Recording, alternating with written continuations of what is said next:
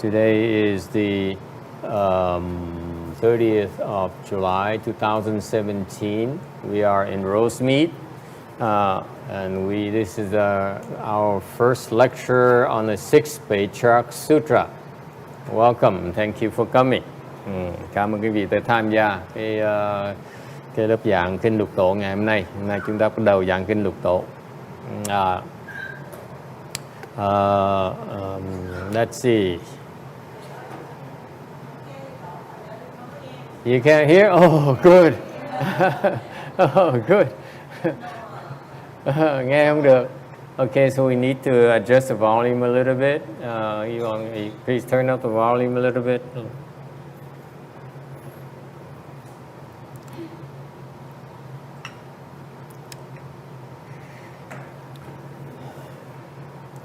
The last time I started preparing to lecture in 6th Patriarch Sutra was when I began to lecture on the Heart Sutra. Lần cuối cùng, lần trước mà thầy chuẩn bị để mà giảng kinh lục tổ này là lúc đó bắt đầu giảng kinh tâm kinh. Little did I know that 3-4 years later that I have a chance to then start lecturing on 6th Patriarch Sutra. Đâu có ai ngờ rằng 3 năm, 4 năm sau mới có cái cơ hội bắt đầu giảng kinh lục tổ. And I need to confess to you, thú thật cho quý vị biết, typically people spend about, yeah, I know, A Lũng, I know, you're disappointed too, yeah, I know. I'm gonna go. I have this to keep me awake, yes. Typically, people take at least 2 months before they go into seclusion. Thường mấy pháp sư bỏ 2 tháng chuẩn bị. Các ngài đi vào nhập thất, xong rồi ngồi soạn kinh. And they go into seclusion in order to prepare the sutra lectures. We don't have that kind of luxury. For the small temple, cái chùa nhỏ, thành không có cái cơ hội được làm như vậy. The master also has to do physical work like his pupils. Ông thầy này phải đi làm việc như những người học trò của ông đó. So last night I finally got a chance to start preparing a lecture. Tối hôm qua mới bắt đầu chuẩn bị. Here we go. How do we go? Okay. So this full name of the sutra is the 6th Patriarch's Dharma Jewel Platform Sutra. Cái kinh, any need to translate into Chinese? Ai có cần dịch ra tiếng Tàu vậy không?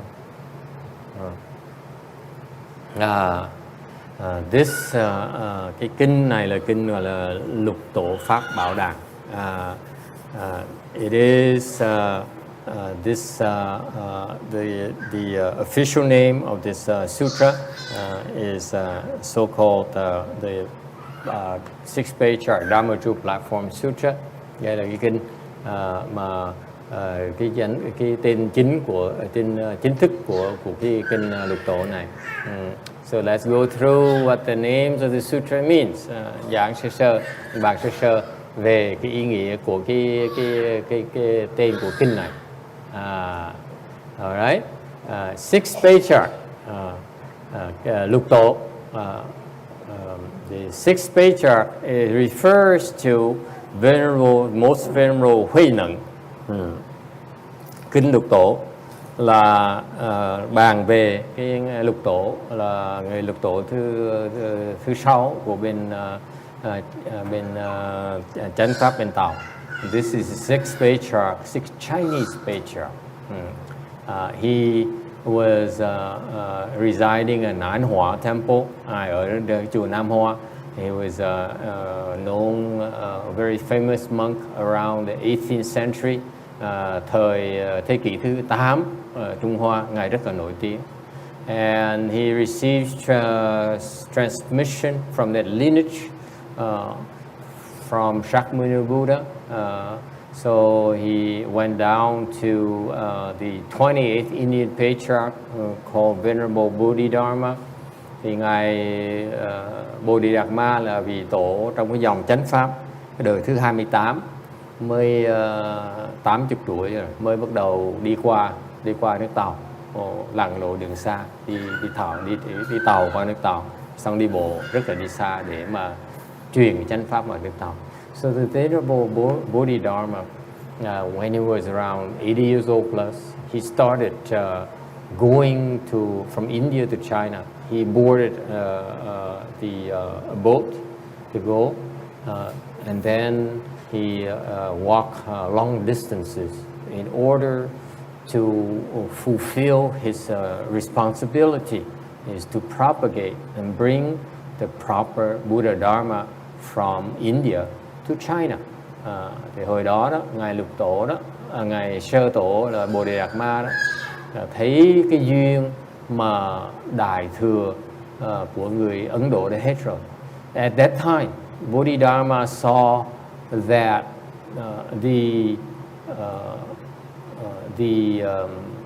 the blessings of the Indian people to receive for the Mahayana Buddhism had come to an end, and therefore, and at the same time, the Chinese were ready to receive the Buddha Dharma. Lúc đó thì bên người Tàu thì người ta đủ cái căn cơ để mà đủ cái duyên để mà thọ nhận được cái chánh pháp rồi.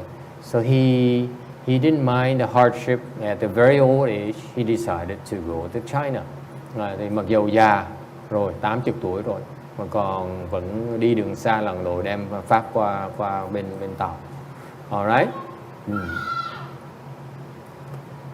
If you look at the patriarchship, it always fascinates me. Thầy rất là kính phục cái hệ thống của tổ sư. You see there's some known patriarchy that is still effective today. Có những cái hệ thống mà tổ chẳng hạn như bên Thái Lan họ vẫn còn hoạt động rất là mạnh. Like in Thailand, they have something called Supreme Patriarch. Bên Thái Lan có gọi là cái chắc gọi là giống Việt Nam gọi là Tăng thống. He's the head of the order of Buddhist monks in Thailand. Ông đó là ông phụ trách hết, ông là người cao nhất, cái địa vị cao nhất trong cái tăng đoàn của Thái Lan. The reason I was interested in Thai because I met many Thai monks and I'm very impressed with them. Thầy gặp nhiều thầy Thái Lan, thầy phục cái hệ thống của họ. They are able to have the system that trains the next generation very well. Hệ thống họ rất là hay. Họ có cái phương pháp mà họ truyền huấn luyện cái đời sau. That's what intrigued me. Because I know there are many monks out there in Vietnam, in where else? In Hong Kong, in Tibet, and so forth. Để ý thấy có nhiều ông sư Việt Nam, Hồng Kông, Đài Loan, Tây Tạng này nọ, trình độ khá cao. Đại Hàn, Korean monks as well. They're enlightened monks. Họ cái hệ thống họ đã giác ngộ rồi, and yet the subsequent generations sort of fall off. Mặc dù như vậy, cái đời sau của họ đó, đệ tử sau của họ thường họ bị tắc tị. Okay, that probably means that for many reasons, of course, có những cái lý do khác đấy.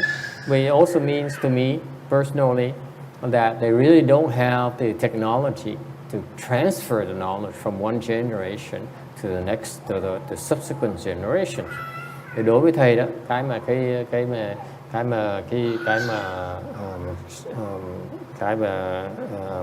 đối với thầy quan trọng nhất á, họ không có được cái phương pháp để họ truyền lại cái pháp cho cái đời sau. Okay, and in contrast, the Thai people, I noticed that they are able to produce a strong, very strong, very strong group of monks, generation after generation. Để phục người Thái Lan ở chỗ là hệ thống họ đào tạo được nhân tài đời rất nhiều đời. Okay. And so as I look into it, we have some Thai monks, friends. Mình có làm quen với vài ông sư Thái. And I know the level is pretty good, trình độ họ rất là khá. And as I look into it, I realize that they also have a supreme patriarch who is in charge of all the members of their sangha. Thành cái ông tăng thống này là ông là phụ trách cho tất cả những người tăng ni của cái hệ thống của họ. Okay, it's kind of interesting. So I thought I'd bring it up for you. And this is system was set up recently and chosen for senior member of the Supreme Sangha Council and officially endorsed by the king. Cái hệ thống họ hay lắm. Họ có một cái hội đồng là 8 người. There's 8 members of most senior. You're elected into this senior Supreme Sangha Council. Thì có 8 cái vị tăng này họ được chuyển chọn, được bầu vào làm trong cái hội đồng này, được nhà vua xác nhận, nhà vua chứng nhận là được làm tăng thống. Okay. And recently, not only the king was involved, also the prime minister was involved. Mặc dù như vậy, sau này đến 1216 thì có ông bộ trưởng với ông thủ tướng cũng dính líu vào cái chuyện tăng thống này. And the last one was died in 2013. Cái vị tăng thống trước đó là qua đời ngày 2013. And he was over 100 years old, hơn 100 tuổi đó. Okay, so it's interesting because even at 100 years old, these monks are very, very productive. Cái chuyện rất là đặc biệt của những người tăng này, mặc dù họ 100 tuổi rồi, họ rất là lành mạnh, rất là khỏe mạnh, họ rất là có sung sức để mà làm việc. Okay, they don't go and retire like ordinary people. Họ không phải là tới tuổi là về hưu như người thường dân mình đâu. So for 3 years they have no supreme patriarch, but now in 2017 there's a new one. I thought I'd show you his picture. He's very, very impressive gentleman. Ông này tăng thống được chọn 2017. He's also the president of the Supreme Sangha Council as well. Tăng thống là ông làm đứng đầu của cái hội đồng đó luôn nè. All right, so be acquainted with such a superior cultivated. Thành cho giới thiệu quý vị còn một cái người như vậy, một cái người mà chân tu như vậy. Okay. Not only in Thailand, but they also all the systems outside of the Chinese system. Thì không phải riêng Thái Lan không. You also have the Tibet, for example, bên Tây Tạng nó cũng có. But I don't know much about Tibet, nor am I impressed with them. Thầy không biết nhiều về Tây Tạng, thành ra vì vậy mà không có thích gì họ lắm. Whereas they also many head of the Sangha, national head of the Sangha in various countries. Có nhiều nước họ có cái tăng thống, hệ thống tăng thống như vậy. And to me, none of them compares to the Chinese patriarchy. Đều những hệ thống đó họ là sau này thôi. They were created after the Buddha was invented by humans, by the government. Họ là cho hệ thống họ là do chính phủ tạo ra, chứ không phải như bên hệ thống tổ sư bên người Tàu đó, là do Đức Phật Thích Ca Mâu Ni sáng lập ra. Unlike the Chinese patriarchy, the Indian and Chinese patriarchy, it was created by Shakyamuni Buddha himself. Okay, so that's why there's a huge difference. Có sự khác biệt rất là lớn lao. Okay. And originally, the Indians and the Chinese patriarchs would be involved in the government, would get close to the emperors and so on. Lúc đầu thì những cái vị tổ sư đó bên Tàu, bên Ấn Độ, họ liên quan dính líu tới cái nhà vua. Okay, and later on around the time of the 6th Patriarch or so, sau khi tới cái thời của Lục Tổ đó, then the 6th Patriarch decided to distance himself from the government, from the emperors. Thì lúc đó ngài Lục Tổ đó mới quyết định rằng là không có muốn dính líu tới chính quyền nữa. Okay, maybe because, possibly because he saw that the government was trying to exert political influence on the Sangha. Có lẽ là tại vì ngài thấy rằng cái chính phủ họ muốn dùng cái tăng đoàn để mà họ với những cái mục đích chính trị. And if the Sangha gets involved in politics, then the Sangha is no longer pure because it now pursues political things. Thành cái người bên người tăng đoàn đi làm chuyện chính trị không còn cái sự thanh tịnh của người tăng đoàn, đó là cái chuyện thế sự, người tài gia. Thành ra như cái tăng đoàn không còn thanh tịnh nữa, thành ra nó không tốt. Chắc vì vậy ngài Lục Tổ không cho phép cái đời sau dính líu, khuyên đời sau nên dính líu về cái chính trị. And maybe that's why the 6th Patriarch showed the example, and he never got near frequented the government. Lục Tổ không muốn dính tới chính quyền, and that's why I bring it up to you because as a reminder for you, để nói ra, not to criticize the very system, không phải để mình chỉ trích cái hệ thống khác nhau. Để nhắc cái vị biết cái chánh pháp nó có những cái điều kiện, nó có cần cái sự thanh tịnh của chánh pháp, and that's why the proper dharma needs to have its own independence, has its own purity, so that cannot be receive political or financial any kind of influence. Okay.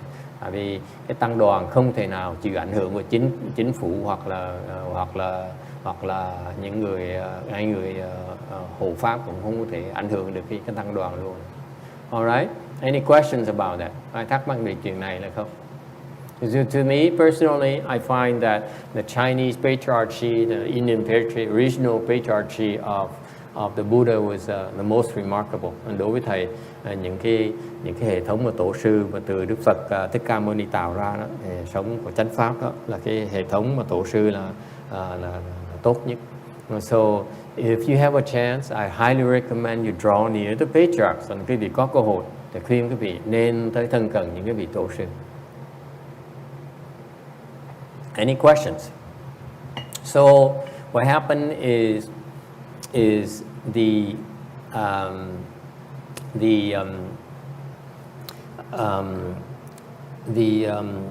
Chinese the condition for the Chinese with the Buddha Dharma came to an end.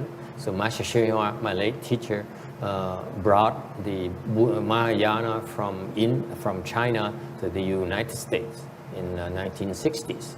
Thành cũng tương tự như ngài Bồ Đề Đạt Ma vậy, ngài Tiên Hóa, ngài thấy cái duyên người Tàu đã hết rồi, thành ra ngài đem cái chánh pháp từ bên Tàu qua xứ Mỹ này. Okay. What does it mean? What does it mean that why did they go from India to China and then China to the US? Tại sao quý vị nghĩ tại sao mà họ đem cái chánh pháp bắt đầu từ Ấn Độ qua bên Tàu, rồi bây giờ bên Tàu qua Mỹ? Tại sao vậy? Why is that? Does anyone know? Có ai biết không? Why not to, let's say, to Kumchatka? Tại sao tới một cái xứ nào khác? Yes, sir. Có người đủ sức để mà thọ nhận. Yes, con người đủ phước. Some people have enough blessings to receive them. What other reasons are there? Có lý do khác, ai biết không? Yes. Hả? Có xá lợi Đức Phật đấy. You have the teachings from the Buddha. Yes, you have the uh, the uh, the uh, the blessings to receive the Buddhist teaching. Yes, có đủ chứ. What else?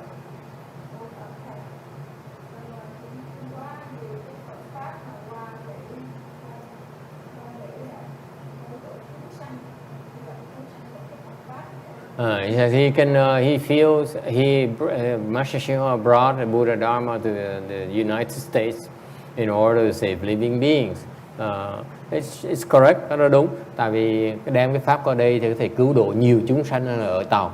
For example, he feels, I'm pretty sure he feels that by bringing the Buddha Dharma to the U.S., he's able to save a lot more living beings than he would stay in China.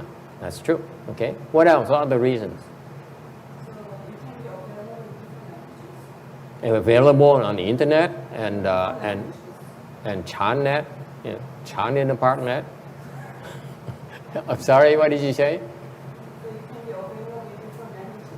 The real different languages. It's so in China now. In China, the Chinese now are multicultural. They eat, you go to Shanghai, they eat, sushis and they eat, beef, Kobe beef and so on. Có nhiều cái ngôn ngữ được hơn. Nó nói thiệt ra cũng ở Tàu có bây giờ có nhiều cái ngôn ngữ lắm. Tại họ bây giờ họ làm ăn khá quá đây. Beijing I'm sure has international restaurants. You won't miss a thing. You won't miss a beat. So what are the reasons? Let me tell you. Okay. The main reason is that cái lý do quan trọng nhất is that the next generation of patriarch, the next patriarch, okay, is here, not in China.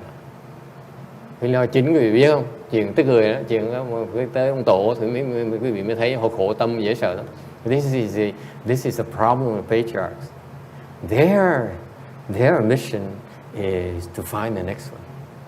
Ông tổ là phải một cái nhiệm vụ trọng trách của ông là tìm cái người đời sau. Okay.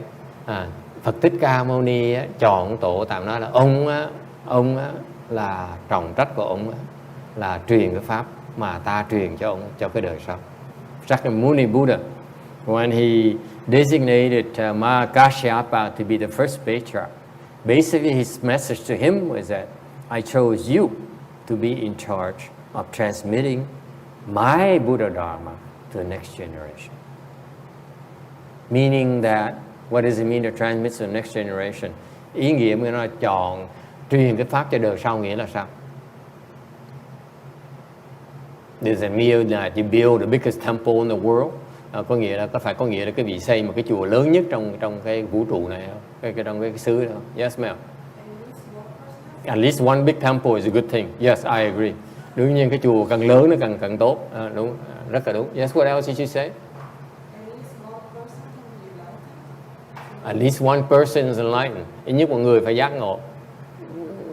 Yes, enlightenment is not a big of a deal. I mean, cái giác ngộ. Preferably we want to have everyone become enlightened. Thì ra cái chánh pháp mình muốn tất cả mọi người đắc giác ngộ. You realize that? You teach Buddha Dharma in order for you, all of you to become enlightened, not just one person. Cái mục tiêu của cái chánh pháp là giúp cho mọi người đắc giác ngộ nghe. They don't discriminate. They don't say, oh, you are a woman, so you don't deserve to be enlightened. Đức Phật, những cái tổ sư không có nghĩ như chúng ta nó phụ nữ mà giác ngộ cái gì. Okay, alright. So it's not just at least one person become enlightened. Okay, usually it's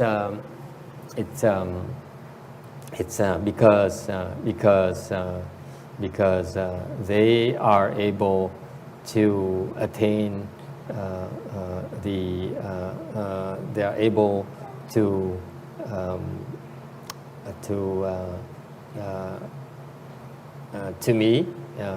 me they are able to add more to the Mahayana.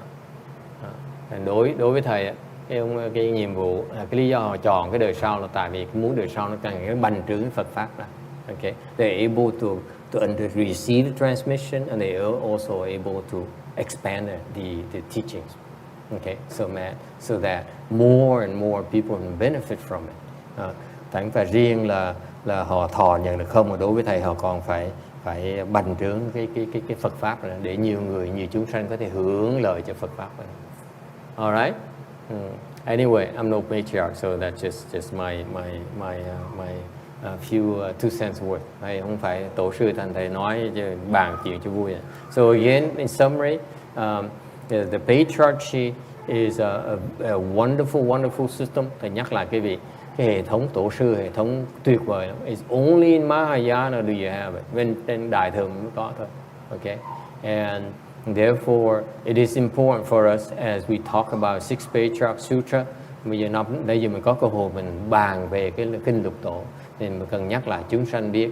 Very important for us, for all of us, to seek a good knowing advisor who's along that lineage of patriarchs. Thành khuyên quý vị muốn tu Phật pháp thì nên đi kiếm tổ sư, cái hệ thống tổ sư mà học. You go there, you cannot go wrong. It's the proper dharma. You learn from a proper dharma. Thành quý vị tới được như vậy là quý vị học được cái chánh pháp. Don't limit yourself by nationality, by geography, language and so on. Nên quý vị học Phật pháp nó không có nên bị hạn chế mình bởi cái chủng tộc, bởi cái quốc gia, bởi cái màu da, bởi cái ngôn ngữ. Okay, you find a patriarch so that you can learn the proper dharma, so that you too can become enlightened more quickly. Cái lời cái gì mà khi mà tìm được tổ sư, mà học cái pháp người tổ sư, thì cái hệ thống cái người tổ sư thường họ có cái phương pháp huấn luyện quý vị để giúp quý vị giác ngộ lẹ hơn. Alright, any questions?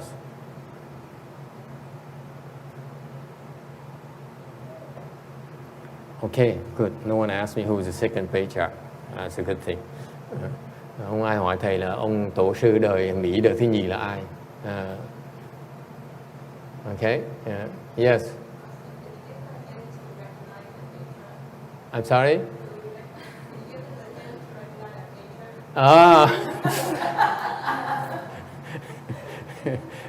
The question is, between parentheses, I know better than ask you for the name of 2nd Patriarch, because you won't tell me. Mở cho ngoặc ra, đóng cho ngoặc lại là con khôn đó, con có kinh nghiệm rồi. Con hỏi tên thầy nhị tổ, thầy không nói đâu. Okay. Nhưng but can you give me some hints on how to recognize the 2nd Patriarch? Nhưng thầy có thể giúp con có những cái mẹo gì mà nhận được nhị tổ là không? Okay. Yes, of course. You can. There are things you can do to recognize 2nd Patriarch. Cái vì có nhiều cái vị nhận nó được cái người nhị tổ. Okay. But I forgot already because I'm so tired. Nên thầy mệt quá thôi. Can I do some more internet research before I answer you next week? 2nd Patriarch, I feel that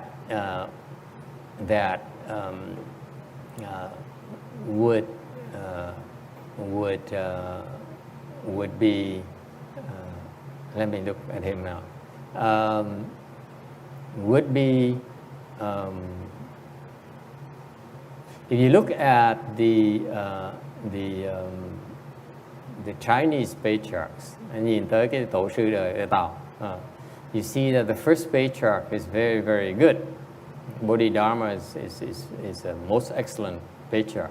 Thì thấy người Bodhidharma trình độ kinh khủng. The 2nd Patriarch is not that strong. Người nhị tổ đó, ngài Huệ Khả đó, Huệ Khả đó, không có làm được gì nhiều đâu. Okay, So it's rather difficult for you to spot the second patriarch. Thực sự mà quý vị nhìn này nhị tổ khó lắm. There's a reason why it's very difficult for you to recognize the second patriarch. Lý do quý vị khó mà nhận ra ông nhị tổ đó. For two reasons, có hai cái lý do. Number one is that he shields himself so that you cannot see him.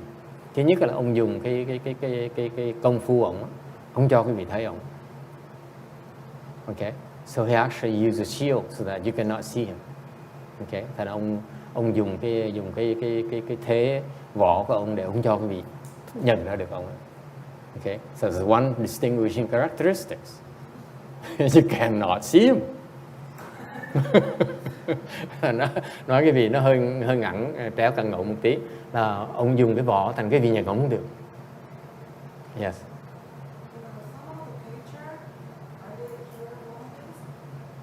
As a patriarch, they never leave. They never leave.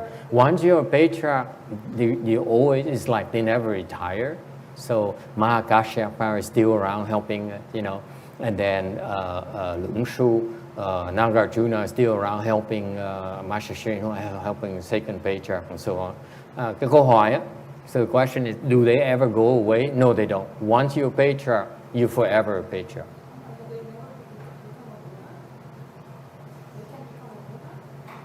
That's why they become patriarchs first. Because they can't become a Buddha yet, that's why they become patriarchs. Yeah, they can go to Pure Land, but they can also be here as well. They're different from us. Okay.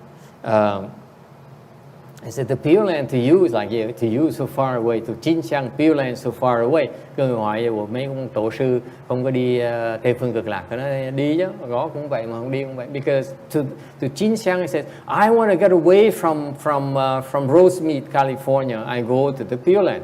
Như cô Tân Hương, cô nói là tôi nguyện vọng, tôi ao ước chỉ muốn đi bỏ cái xứ Rosemead này, xứ Mỹ này, cái tiểu bang Cali, tôi qua Tây phương cực lạc để cho nó rảnh mắt của tôi. But it's because in her view, they're different. Tại vì cô không thấy được cái tiểu bang Cali với cái Tây phương cực lạc nó còn xa đối với cổ. To the patriarch, it's just the same place. Người tổ sư họ nhìn không khác gì hết. Can you appreciate that? That's what makes them different from us, by the way. Họ khác chúng ta chỗ đó. Okay. All right. So another characteristic of this second patriarch, một cái chi tiết khác của ông nhị tổ này, he uses a lot of expedience to disguise himself. Ông dùng nhiều cái phương tiện để ông trá hình ông, so that first of all he shields himself that you can't see him, and then he also uses expedience so that when you look at him, you kind of look down upon him as well. So it's kind of very odd kind of behavior. And cái chuyện này gì thầy để ý là cái ông nhị tổ này là ông dùng cái phương tiện để khi quý vị gặp ông, quý vị coi thường ông. Okay. Yeah. All right. Does it help? No, it doesn't help. Of course not.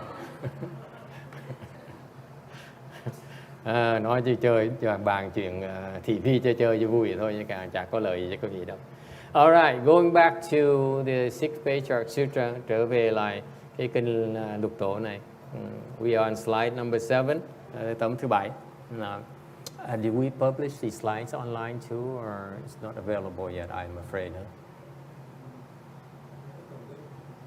Put the link on YouTube. Okay, very good. Okay, now Dharma, 6 Patriarchs Dharma, pháp cái chữ pháp trong cái tên của cái kinh. Dharma here is short for Dharmador. Cái pháp này là cái pháp môn. Is Dharmador is a Buddhist jargon. Pháp môn là cái danh từ Phật ngữ mình. Nói là cái phương pháp để mà tu luyện. This is a method of practice. Okay, And the Buddhists like to use analogies. Bên Phật Pháp mình chuyên môn dùng cái ví dụ. Okay, why is that? It's because the Buddha really excels at using analogies to explain the Buddha Dharma to us. Như Đức Phật, ngài rất là có cái biệt tài là dùng những cái ví dụ để mà giảng cái Phật pháp cho chúng ta. It's because the Buddha Dharma is quite advanced, quite sophisticated, and that's why it's easier to use analogies to explain to the people to help them understand some aspects of it. Nên Đức Phật dùng những cái ví dụ, rất là nhiều ví dụ mà rất một cách tài tình để giúp chúng ta hiểu được những cái ý nghĩa rất thâm sâu bên Phật pháp của mình. Okay. So this door here, cái môn, is an analogy that says this is your entry point. Cái môn này là cái cửa là mình đi ngang vào. You enter into a different world. Cái cửa nó đi vào một thế giới khác. Okay, and when you enter this through this door here, you're able to access the resources of such a world. Đi qua cái cửa đó là cái vị có thể hưởng được những cái lời của cái thế gian, cái thế giới đó. All right, so the teachers use various Dharma doors to help us to bring us to these entry points. Thành những bên thiền tri thức người ta dùng những cái pháp môn này để dẫn quý vị tới một cái ngưỡng cửa, để quý vị khiến quý vị thâm nhập vào được cái trí huệ của Đức Phật. And you go through the good know advisors, okay, bring you to this Dharma, these entry points in order for you, these Dharma doors, in order for you to enter the Buddha's wisdom and the Buddha's views. Any questions?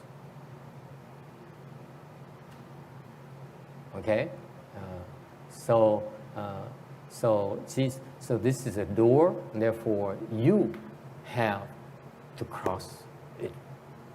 Thành là khi nói cái ngưỡng cửa là quý vị phải từ ý mình bước qua. That's a key word about this door. You have to make the move. You have to make to decide to cross over, to go through this door. Thành cái này là cái sự quyết định cá nhân của quý vị. Quý vị phải biết từ lựa chọn đi qua cái cửa này. Okay, so in Buddhism we have Dharma door, secret Tantra Dharma door. Hàng bên Phật giáo mình có nhiều cái phương pháp, cái pháp môn như pháp môn của Mật tông.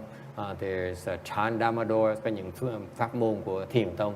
There's Pure Land Dharma door, có những pháp môn của Tịnh độ tông của mình. So many Dharma doors. So rất có nhiều cái đủ pháp môn này. Okay, but you have to pick one. Quý vị phải chọn cái pháp môn khác. Cái là pháp môn khác nhau. All right? Any questions? Ai thắc mắc gì không?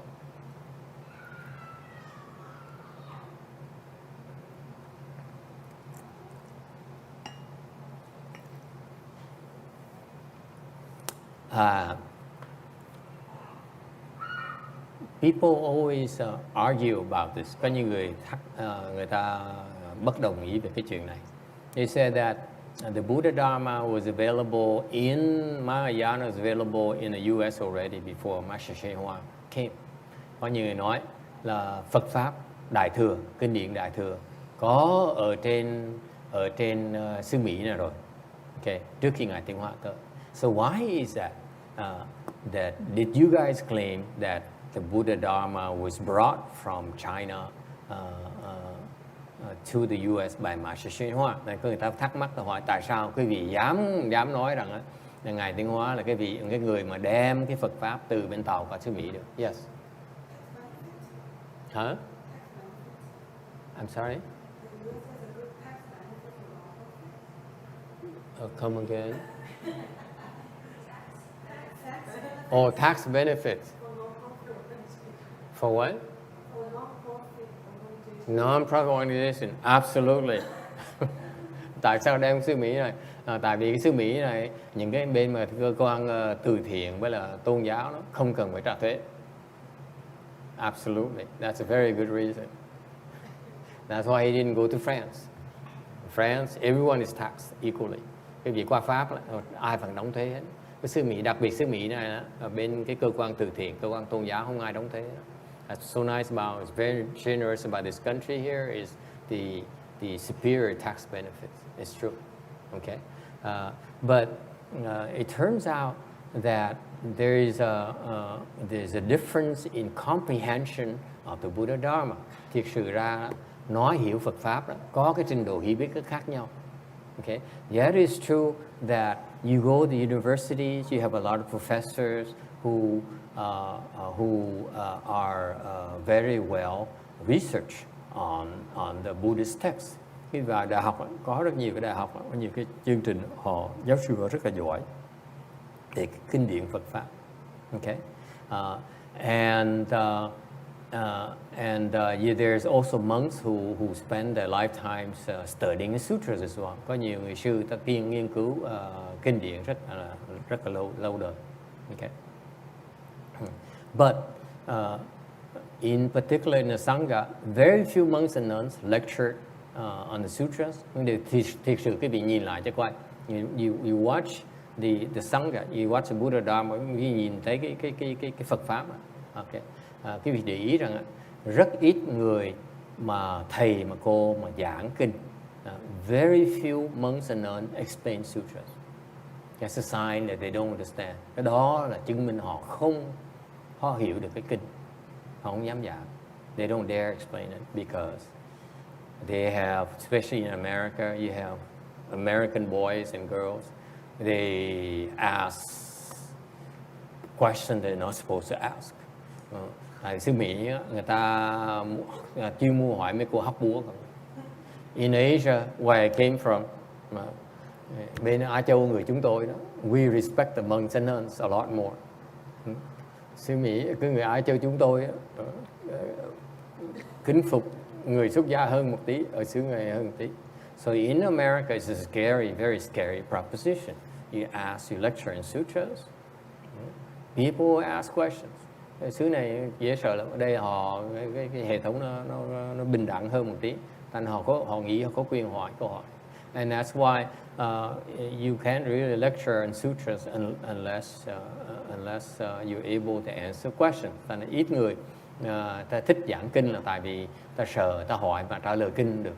They ask questions about the sutras, they don't understand the sutras. Họ thực sự họ không hiểu cái kinh này, giảng đâu có được. Okay. They don't recite sutra, những người không có đọc kinh nữa. And they don't do great compassion repentance like we just did today. Ít người tu cái đại bi sám như tu ngày hôm nay. Okay.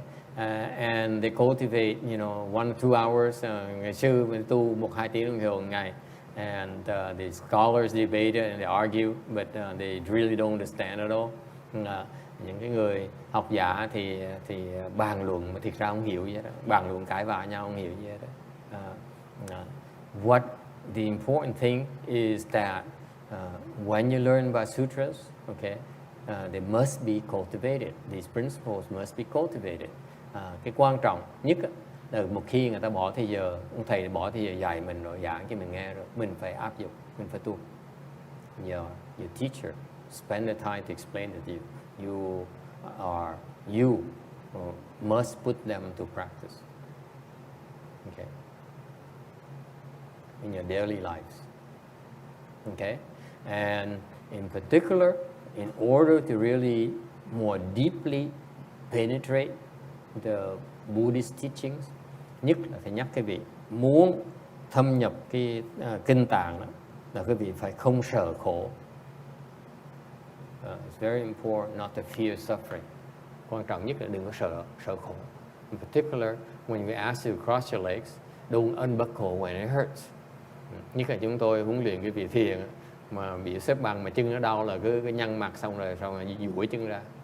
Okay? Do not be afraid. Đừng có sợ đau. Okay? Do not be afraid of difficulties. Đừng có sợ khó khăn. Okay? You should actually, nó ngược lại. In contrast, you should be grateful that you're given instructions that are difficult to complete. Thì ngược lại, cái người mà có trí huệ lại càng biết ơn được ông thầy cho ra bài của mình mà khó làm.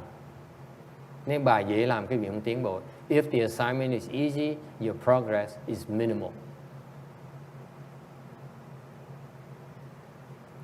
Alright? And don't complain.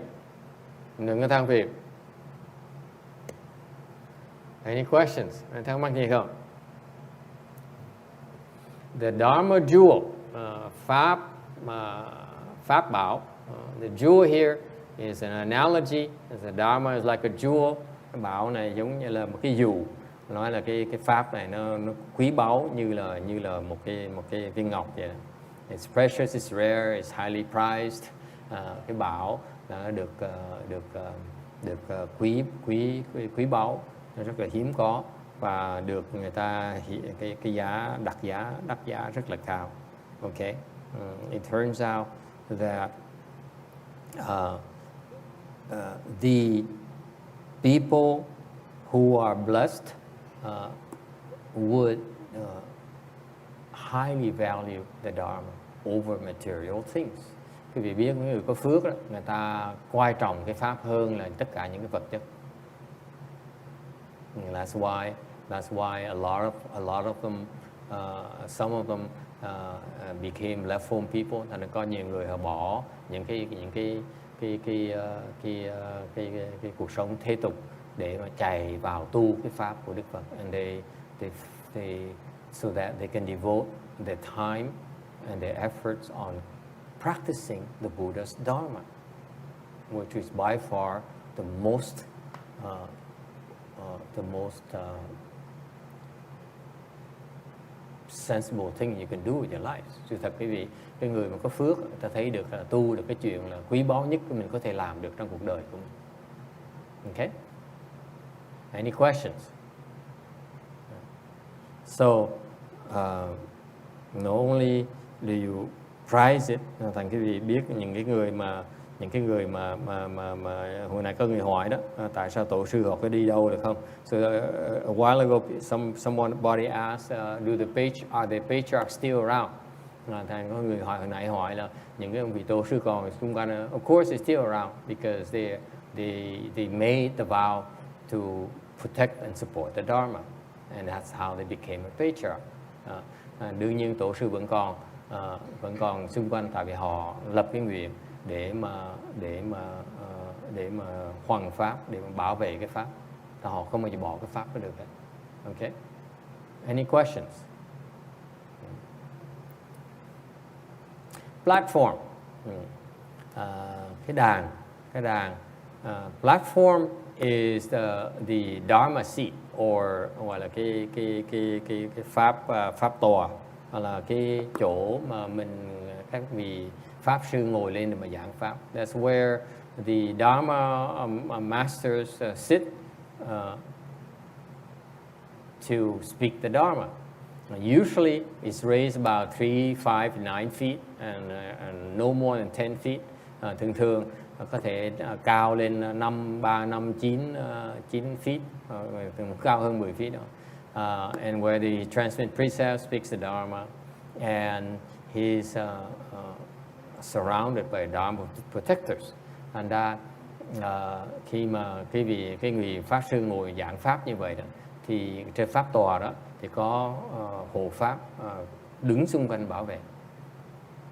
Alright, and that's their jobs. The Dharma masters are always protected, Dharma protectors. And những cái người mà pháp sư đó có những cái hộ pháp và tới bảo vệ cái pháp của pháp sư. Okay, so each Dharma speaker has the corresponding Dharma protectors. Mỗi cái người pháp sư có cái hàng hộ pháp nó khác nhau. Okay, what are the Dharma protectors?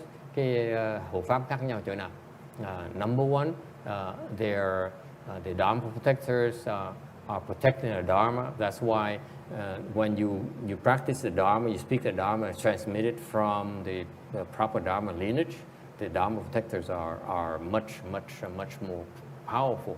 Nên là quý vị theo học cái pháp, tới nghe giảng cái pháp mà chánh pháp đó, thì những cái người hộ pháp đó họ vậy đó, trình độ cao hơn. Okay. And the second level is that second aspect is that depending on the level of Dharma speaker, the Dharma protectors will be proportionally higher. Thành ra cái trình độ cái người pháp sư đó thì cái người hộ pháp nó khác nhau. Okay. Because when you speak the proper Dharma, there's a lot of obstruction, there's a lot of interference. Quý vị lúc mà quý vị nói pháp đó, họ tới phá nhiều lắm. No two ways about it. You speak Dharma, they will come and obstruct you, and disrupt you. Họ tới họ phá, chắc chắn là phá. Okay. So we're lucky that I remember we first started about 9 years ago. 9 năm trước thì bắt đầu giảng pháp ở đây. I remember about 3 or 4 people maybe here on Sunday afternoon. Thường trước cách đây 9 năm thì tới đây giảng pháp thì giảng kinh thì có chừng chiều chủ nhật có chừng 3-4 người tới nghe. And then increased to 5 and 6 từ từ 5-6 người. And now there's something like at least a dozen of you. Ngày hôm nay nhất là trên có 10 người. Okay. And at first, when it first started, there were a lot of people who walked in here, externalists, crazy people, and monks and nuns from other temples and so forth. Lúc trước có mấy cái người ngoài đạo tới, mấy cái người khùng tới, mấy cái người sư cô, mấy chùa khác tới để coi thử mình là sao. To come here and check us out. And now they don't come anymore. Bây giờ họ không có tới nữa. Maybe they tell each other that this is nonsense. Chắc nghĩ là cái đồ này pháp tâm bậy. Alright. Okay.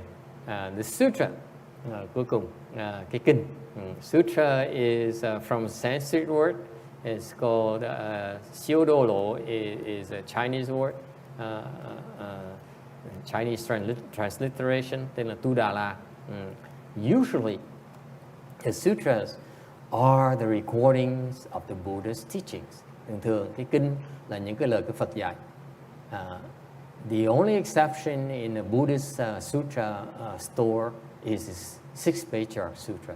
Cái đặc biệt ở cái kinh tạng của Phật giáo mình, cái lục tổ, kinh lục tổ là kinh duy nhất mà không phải do Phật dạy. This is the only sutra that's not spoken by the Buddha, but by a patriarch. Okay, and what does sutra mean? Cái kinh nghĩa là sao? It means to attract. Kinh là nhiếp, nghĩa là nhiếp. It's like a magnet drawing the iron and not allow them to scatter. Kinh là giống như cái nam châm vậy, nó thu hút cái miếng sắt tới, khiến sắt không thể tản mát được. Alright. It also means a method. Cái gì là cái pháp. There are a method of practice that is a living beings venerated and appreciate. Pháp là cái pháp mà từ cổ chí kim cho tới trong tương lai là chúng sanh họ kính trọng, và tại vì họ tu họ thấy kết quả. They venerate it because when they follow these methods of practice, they get very good results, big results and faster results. Thì họ kính trọng, tôn sùng cái pháp, và tại vì họ theo cái pháp mà tu đấy, họ thấy kết quả rất là lớn lao, rất là lẹ. Alright. And another meaning is that to accord, to tally. Cái ý nghĩa khác là khế hợp. You accord with the Buddhas above and living beings below. Khế hợp có nghĩa là cái kinh nó khế hợp với cái ý của Phật dạy và cái căn cơ người chúng sanh ngồi nghe. So each sutra is connection between the Buddha's teaching with the potential of the living being. his ability to comprehend it, to assimilate it. Thì mỗi kinh đó, nó là một cái đường dây để cho quý vị phối hợp lại được những cái lời Phật dạy với cái căn cơ người chúng sanh có thể hấp thụ được. Questions? It also has more meanings, có nhiều cái ý nghĩa khác. It means a chalk line, có ý nghĩa khác chẳng hạn như là cái dây mực, meaning that it's a straight line. Back then, the craftsmen used chalk lines to build walls so that they're straight or plumb. Ngày xưa mấy cái người thợ ta dùng cái dây mực đó, họ xây cái tường cho nó thẳng, cái bàn cho nó vuông. And therefore, it's an analogy that you follow these guidelines listed out in the sutras, then you cannot go wrong. Nói cách khác, là nếu như quý vị theo cái lời kinh dạy đó, thì quý vị không thể nào lạc đường. Yes, sir. I'm sorry? What did you say was the exception of sutra? Oh, the exception is that all sutras were recordings from the Buddha's teaching, his own mouth. Okay, so his disciples themselves heard the Buddhas speak the sutras, and then they recorded it. So that's why they call sutras. Okay, because actually those are the teachings from the Buddha's mouth himself. But the 6th Patriarch Sutra is the sutra where his pupil, the 6th Patriarch pupil, recorded the Patriarch's teaching, not the Buddha's own teaching. I'm sorry? It's the 6th Patriarch's teaching, not the Buddha's teachings. This Patriarch is the one that on the picture right there on the altar. He's very, very famous in the Buddhist world. His 6th Patriarch is highly revered, and he's the only Patriarch that has a sutra in part of Buddhist canon. That's why it's very special. And a lot of this sutra is really popular, and a lot of people investigate it. Có người hỏi là cái lục tổ là khác biệt chỗ nào? Tôi nói là tại vì cái lục tổ là cái kinh này là do lục tổ đích thân giảng mà người ta ghi lại, mà lục tổ là không phải Phật, thành ra cái kinh nó đặc biệt chỗ đó mà rất là nổi tiếng. Alright, any other questions? Ai thắc mắc gì khác không? Okay, so if you follow the Buddha's the principles listed out in the sutras, then it's a direct route towards enlightenment. Nói cách khác, quý vị theo những cái lời mà kinh giảng đó, quý vị tu theo những lời kinh như vậy thì quý vị ra con đường thẳng lẹ nhất mà quý vị tới được con đường giác ngộ, tới được niết bàn. Alright?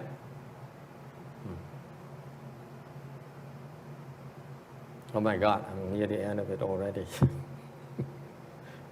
Sắp hết mấy cái tấm này. Today we cut it short. Ngày nay mình nói cục. This is my last slide. Thầy xin lỗi, cái là tấm cuối cùng mà thầy soạn ra được. And that's all the time I have. Also, when you investigate sutras, traditionally, we go through the Thiên Thai Five Profound Meanings. Khi mà quý vị giảng kinh đó, là cái truyền thống của Đại thừa chúng ta đó, là mình giảng theo cái dòng cái tông Thiên Thái, Thiên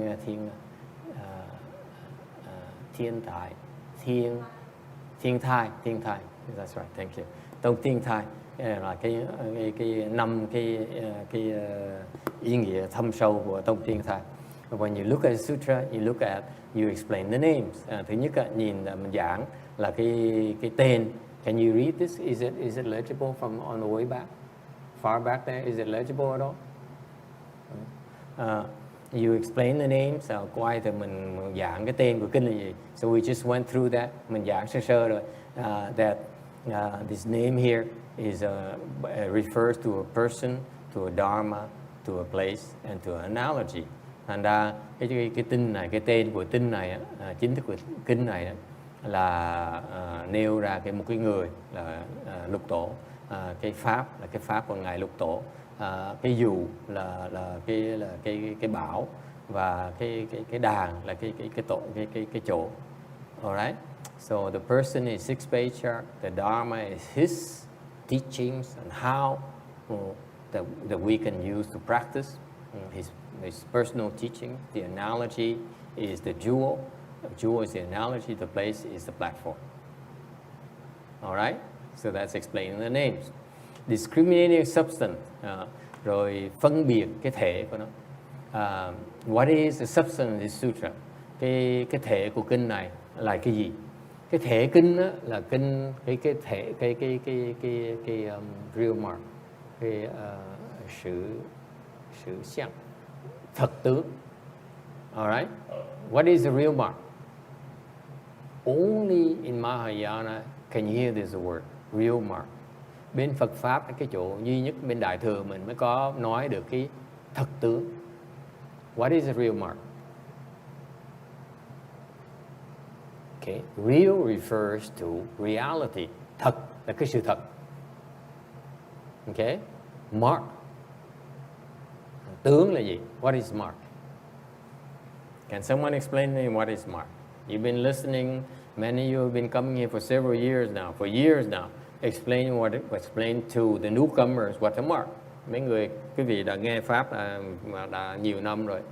Giảng cho người mới tới nghe cái tướng là cái gì? What is a mark?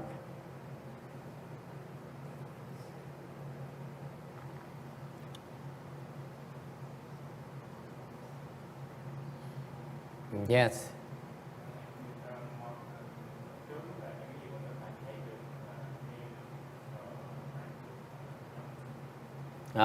He says mark is anything that you can see, you can hear, you can touch. Okay? That's it. You can taste, nếm được, you can smell, ngửi được. Okay? Because later on you see that the purity itself has this fragrance. Phần sau của kinh quý vị sẽ thấy là cái sự thanh tịnh nó có cái mùi hương của thanh tịnh. It turns out, for example, our tooth relic is from the Buddha's tooth relic. It has this beautiful great fragrance of purity. Như cái mình có cái sa lợi răng đó, sa lợi răng là cái có mùi hương của thanh tịnh của Đức Phật. Okay? All right. So mark is anything that can be perceived. Is that correct? Thành cái tướng là cái gì mà quý vị có thể nhận thức được. Okay? That includes, by the way, a thought. Tướng đó nó có trong cái đầu quý vị luôn nữa. The thought arises in your mind. You say, oh, it's red. That thought, it says, oh, it's red. Oh, it's pleasant. Nói là, cái tư tưởng khởi lên nói, cái này nó ngon. Cái này là nó ngon. Cái này là mùi phở. Okay? Cái này là hủ tiếu. Cái tư tưởng nó khởi lên, cái đó là cái tướng. What happened? No one is explaining to Ru Ching. Không ai giảng cái tiếng Tàu với cô Nhập Thanh hả?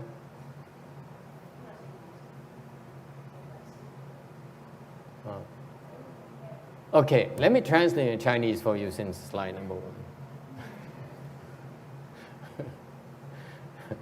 All right, that's correct. Mark, okay. In fact, Mahayana is only a place where I learned from my master where they talk about mark. Quý vị biết cái Phật pháp nói cái chữ tướng này. Okay,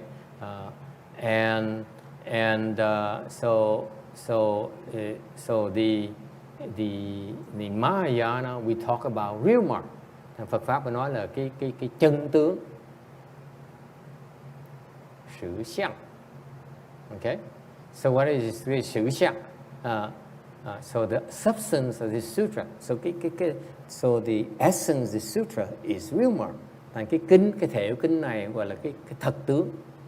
Okay, so this real mark, the real mark has no mark whatsoever. And this is definition of real mark. Cái này là cái sự định nghĩa của cái thật tướng. It has no mark, but is not without marks. Thật tướng là nghĩa là nó không có tướng, điều nó không có tướng. OK， 实相无相，但是无相。OK， it has no mark and yet it is not without marks. You got it? Nghe hiểu không? No, you don't get it. Anyone gets it, please? Ai, các bác sĩ có hiểu giảng dặm gì cho mọi người nghe? Precisely. If you ask the Thai monks, they said, what is a real mark? Hẳn như vậy, hỏi mấy cái người sư người Thái Lan, người Tích Lan, hỏi là thật tướng là gì? They wouldn't understand. Thì mấy ông sư bên Nguyên Thủy họ hiểu không được. The Hinayana don't have this dharma. Cái Phật pháp bên Nguyên Thủy không có cái nói này. That's why they don't ever talk about real mark. Không bao giờ nói về cái thật tướng. Because they don't get it. The real mark has no mark and yet is without marks. It's not without marks. Okay? And when you can see the real mark, then you understand what the definition means. Một khi mà quý vị thấy được cái thật tướng rồi, quý vị sẽ thấy là cái định nghĩa cái này rất là chính xác. Then you realize this definition, real mark has no marks, but is not without marks. Thì nhớ chừng là that's why I just advise you to memorize this by heart. That's all you do. Eventually you get it. Từ từ quý vị sẽ hiểu được. It's not something that can be explained to you. Cái này không thể giảng cho quý vị được. We can only show you the Dharma door for you to access that world where it is the real mark world. Thì chúng tôi chỉ có thể giúp quý vị dẫn quý vị tới cái pháp môn đó, cái cửa đó, ngưỡng cửa đó. Mà khi mà quý vị qua cái ngưỡng cửa đó rồi quý vị thấy được cái thật tướng là cái gì. Once you cross that threshold, you see what real mark is. It cannot be described. Nó không thể nào mô tả được. Alright? Does it help? No, it doesn't help. It's okay. So what does it mean that the substance of the sutra? Thằng khi mà nói là cái thể của kinh đó là thật tướng. Nghĩa là sao? What does it mean that the substance of the sutra is the real mark? What does it mean? It's a very important distinction. Cái này rất là quan trọng. Yes. What? Mr. Pancha is sick?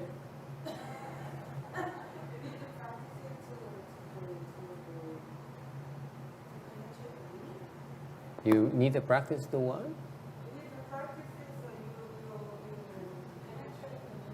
You need to practice penetrate meaning. But it's a substance. We're not talking about practice. We're talking about substance. Nói về nói về cái thể chứ không nói về cái tu. What is it? What does it mean?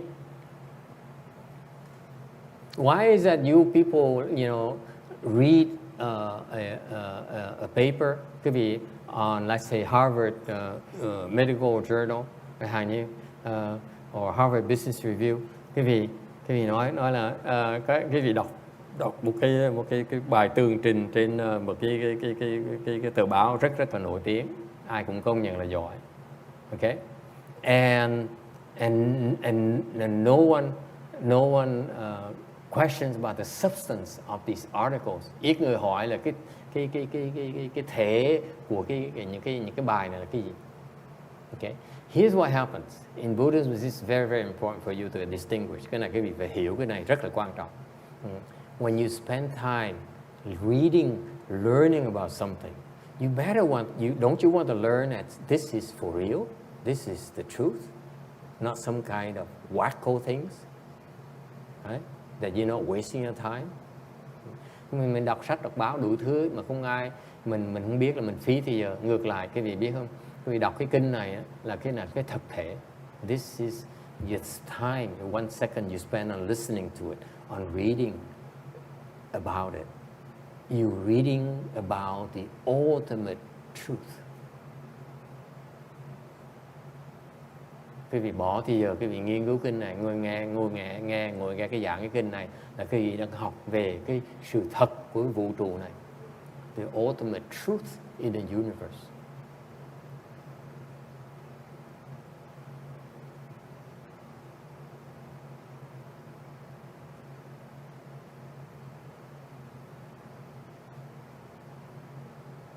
That's why the 10th patriarchs they distinguish things. Okay, if the substance is real mark, then it can be believed. Nói cách khác, cái dòng thiên thai tổ sư họ mới nói là nếu quý vị mà thấy được cái này là cái thật tướng, thì quý vị có thể tin được những cái lời dạy trong kinh này. If it's not real mark, then you better filter it out. Nếu không phải thật tướng, không cái thể nó không phải là sự thật, thì quý vị phải cẩn thận. Whereas if it's a real mark, if this sutra is about the ultimate truth, you can totally believe it. Nếu như cái thể của kinh này là thật tướng, thì quý vị có thể hoàn toàn tin tưởng vào cái lời dạy này. Alright? And I can tell you there aren't many things out there you can read where actually has the substance is real mark. Cái sự thật quý vị biết không? Rất hiếm mà quý vị gặp được một cái gì mà cái thể của nó là thật tướng. Can you think of anything non-Buddhist, non-Mahayana that's not a real mark? That's a real mark. Quý vị nghĩ lại cho coi, ngoài những kinh điển Đại Thừa có cái gì quý vị nghĩ có thật tướng là không? Can you name something?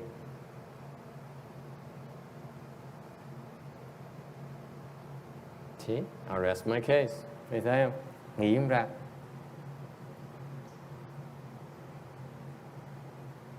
Yes or no?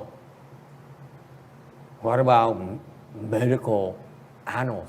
Hoặc là những cái ngành châm cứu. Okay. What about acupuncture stuff? Isn't that the real mark?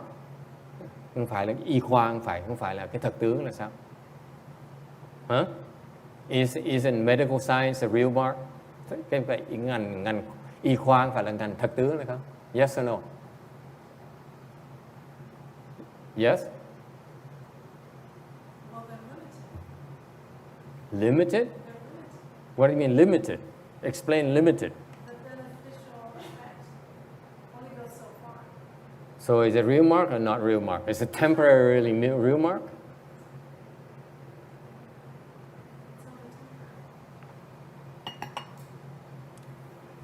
Is there such a thing as temporarily real?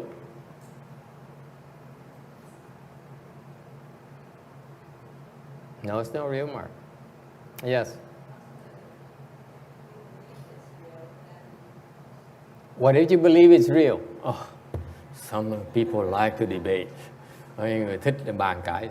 Okay, let's debate this. Okay. What if we think it's real? It's not real mark, but we think it's real mark.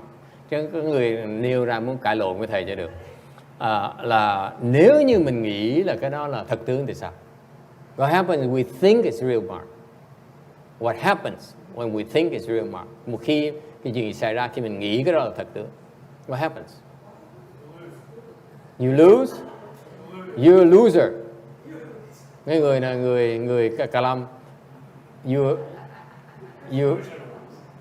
deluded. Cái người là người mê muội. Okay? Why? I'm sorry? Only real mark is real mark. There's no such thing as not real mark is real mark. That doesn't help text. Come on, you gotta say more than that. Sorry?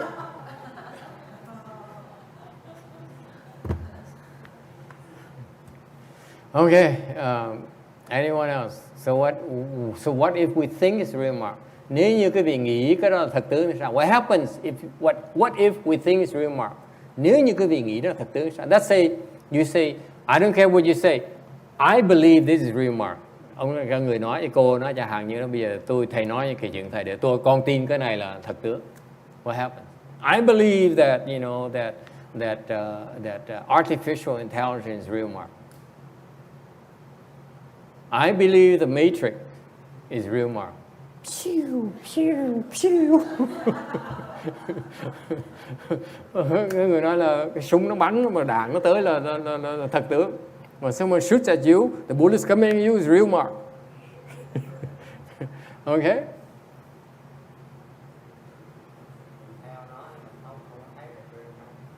He says, if you follow, you take that to be real, then you will never be able to see the real mark. You accept the false, you believe in the false, you never be able to see the real. Nói cách khác, ông thầy này ông nói là nếu như cái theo nó là không thấy được cái thật tướng. Nói là nếu mình chạy theo cái đồ giả, mình không thấy được cái đồ thật. 入境，你想法是怎么样？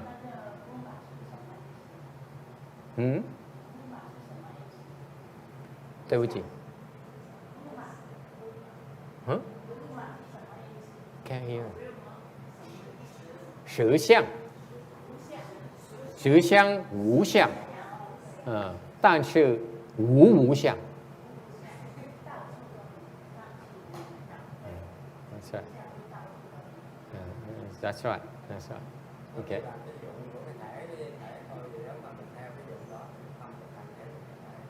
No. You go get away from the problem. The problem she's asking about, what if I believe is real mark? What are you going to do?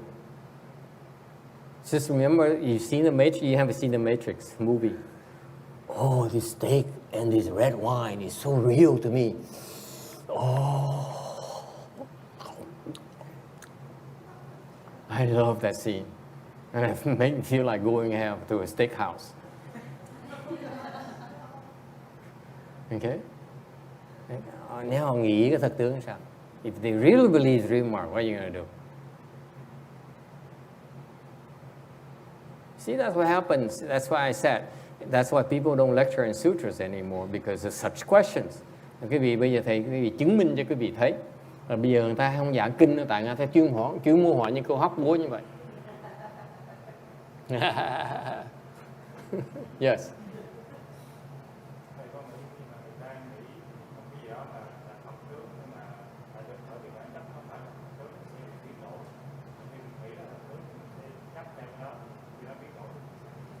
It says if you think about something that's not a real mark as to be a real mark, then you will be afflicted and it will change accordingly. Close, gần tới rồi đó. You're getting close. The lack of hair really helps. Cái đầu nó không có tóc, nó suy nghĩ nó sáng suốt hơn một tí. It's true. Who else? Anyone else? It's right there. You're missing the point completely. Ngay trước mắt là bắt không ra. It's right there and you miss it. It's a really stupid question you ask me. Thì câu hỏi nó dốt dễ sợ. Mà quý vị cũng thấy được thôi. Yes sir. What's so stupid about the question? Thầy là mấy cái đứa mà hỏi dốt thầy chửi đầu ngay lập tức.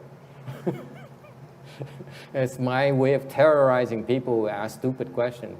Yes. Huh? Chấp trước is an attachment. Getting close. Very good. Leave them alone and waste your time.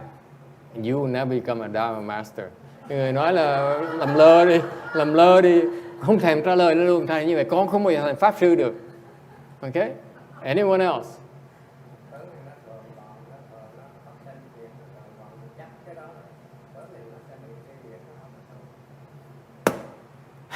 Wrong. Trật. Anyone else? It's right there. Why can't you miss it? How can you miss it? Sao quý vị không thấy được cái dốt của cái này? Why can't you see the stupidity of this question? Yes. You don't get light, không giác ngộ được. Come on, I mean, this is right there. That's why when you ask stupid question, we should say it's a stupid question. Nó hỏi câu dốt, mình nói là dốt ngay lập tức. Yes. Còn vô bên is still ignorant. Very close. Yes. Enter samadhi, nhập định. What? Yes. Say what? Yes. You don't know? Am I the only one? Không mình thầy thấy rồi hả? In this entire room? Không mình thầy thấy được thôi. What's wrong with this question? Câu hỏi nó trật. Tại sao câu hỏi nó trật? What if I think it's a real mark? if I take it to be real mark? Yes. No faith, thiếu lòng tin. You're getting close. Keep it up. Yes. It's still an I. Yeah. Còn người. Thank you. Thank you. Con suy nghĩ. Em còn suy nghĩ.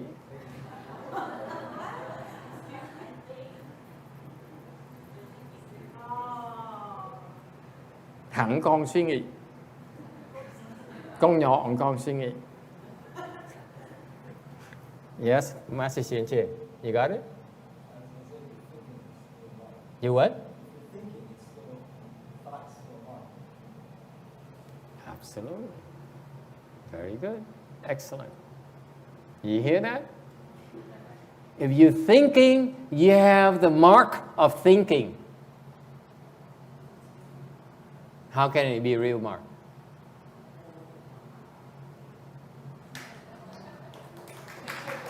Please.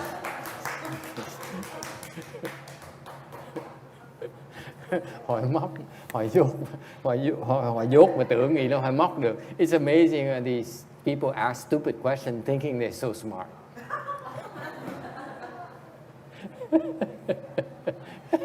And that's a problem with intellectuals. They think they understand. They think. That's why they go wrong immediately. You see it? Quý vị thấy không?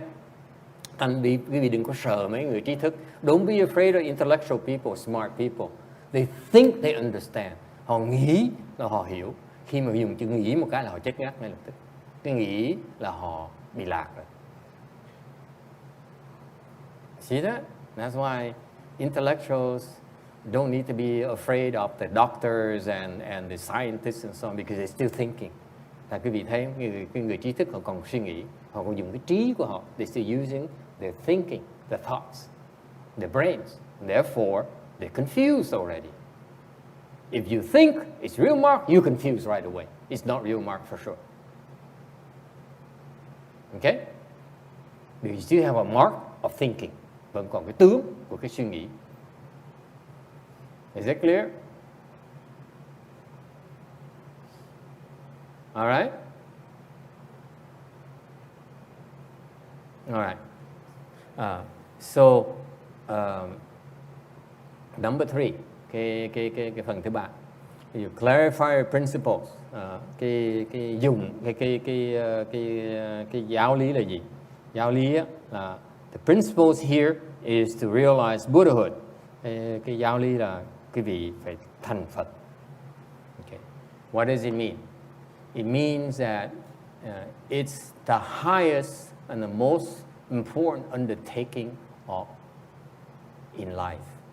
Sự thật là cái thành Phật là cái chuyện mà cao quý nhất, mà có lý nhất trong cuộc đời của chúng ta. Okay? We grow up believing that we should become rich, CEO companies. I grew up believing in that. Lúc thầy còn trẻ, thầy nghĩ là mình muốn trở thành chủ hãng, làm tổng bộ trưởng này nọ. Okay? And no one ever taught me the highest level of attainment is Buddhahood, the highest accomplishment. Cái mà cái thành tựu mà lớn lao nhất trong cuộc đời này là thành Phật. Okay?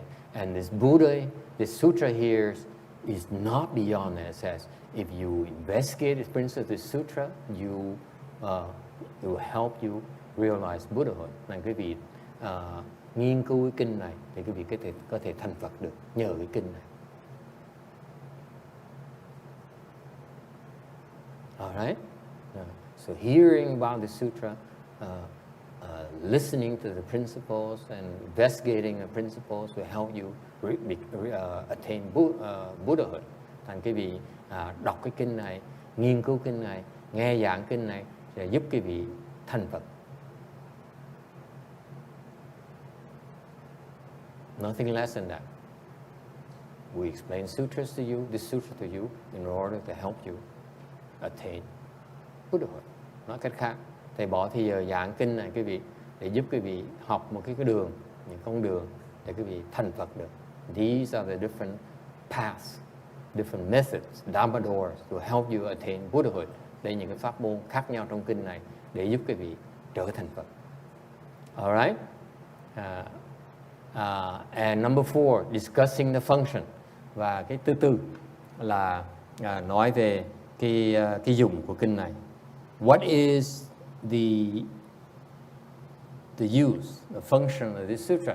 Cái kinh này Đức Phật Lục Tổ giảng cho ta để cái mục tiêu để làm gì? Để làm cái gì?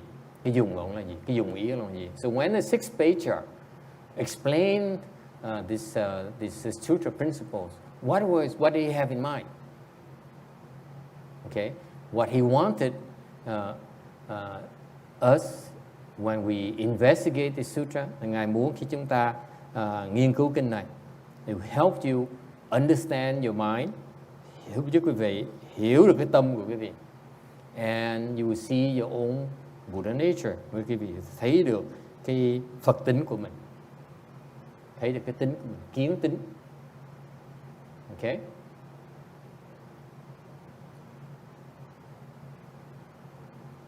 Yes. Is the 6th Patriarch a Buddha? I don't know. Thầy không biết. I don't dare answer it because unless I'm a Buddha, I cannot recognize the Buddha. Thầy không nhận ra được Phật, thành ra thầy không dám trả lời. If the Buddha sits next to me, I would have no idea. His shield is too strong for me. Đức Phật ngồi bên cạnh thầy mà ngài để cái mộc của ngài lên một cái thầy không thấy được đâu. Would. So therefore, the Buddha is not something I can comment on. Thành nói hỏi về cái cảnh giới Phật thầy chịu. Okay? But so this is why this 6th Patriarch Sutra has been real popular. Cái kinh Lục Tổ nó rất là thịnh hành, tại vì because a lot of people, it's very simple, it's very easy to understand. Đọc cái kinh nó dễ hiểu lắm, mà các bạn thích thú lắm, but it also helps you see the mind and see your own nature, giúp quý vị thấy được cái tâm của quý vị và thấy kiến được cái Phật tính của mình. Okay, and this is in the Chan school. It's called trừ rẫn xin, chiên sinh trấn phổ. Tại bên Thiền tông đó, có gọi là trực chỉ nhân tâm, kiến tánh thành Phật. It says point directly to the mind, see your nature and certify to Buddhahood.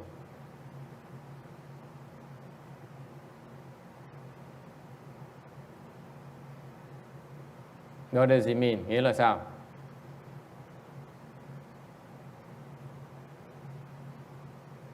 This is the same exact thing as the function number 4 here. Cái thiền tông y chắc như là cái dùng của đơn giản mình đang bàn về cái này. What does it mean? Trực chỉ nhân tâm, kiến tánh thành Phật. Directly pointing to the mind. You see your nature and you certify the Buddhahood.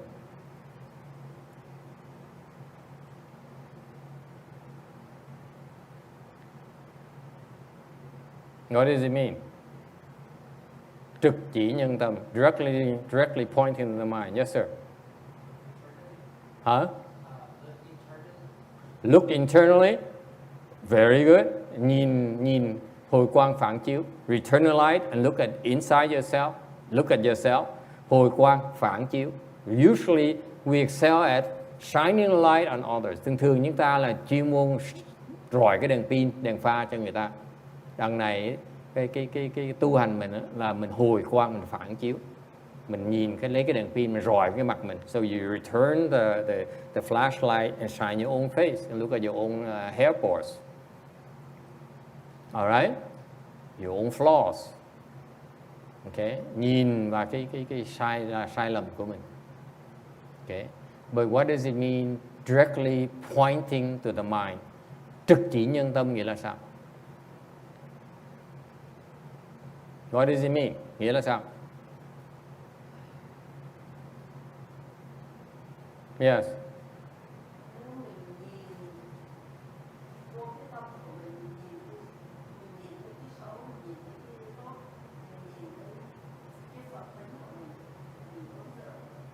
He said you look at your good and bad and your Buddha nature, then you made it.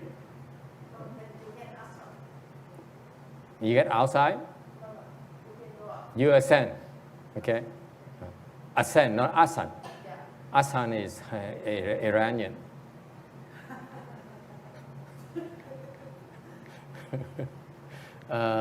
Very good. Here's what happens. This is only a Chan school you have this. Bên thiền tông mới có cái này thôi. Okay? Trực chỉ, directly pointing.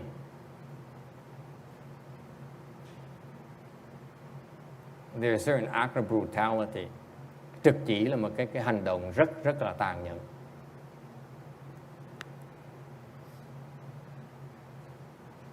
Trực chỉ. You don't beat around the bush. Không có nó quanh nó co. Okay? We're not polite. Không phải lịch sự. Yesterday we met with this engineer who is so polite, he is so suave and so accommodating and so clear and everything. But when it's time for him to take a stand, he's very firm. He's direct. He's so direct. Ngày hôm qua chúng tôi gặp một cái ông kỹ sư đó, okay, tới giúp chùa đó. Thì ông tới ông giúp làm mấy cái máy lạnh đó. Thì ông khéo léo, ông nói rất là nhẹ nhàng, uyển chuyển. Ông khi nào ông rất là tế nhị. Từ khi mà ông cần, không đồng ý với mình đó, ông giữ cái lập trường đó, ông nói rất là thẳng. When he disagreed with us, okay, he would stand firm his ground and he would directly point out where we're wrong, where we should look at. Đặc biệt lắm, ông này thầy phục lắm. I love this guy. Thầy rất là phục ông này. Là ông khi mà không đồng ý với mình, ông dám chỉ thẳng vào cái lập trường, ông giữ lập trường ông mà chỉ thẳng vào cái chỗ mình cần nhìn để mà thấy sai lầm của mình, thấy chỗ mình chưa sáng. Takes a skill. Okay, it's fantastic. This guy is very good.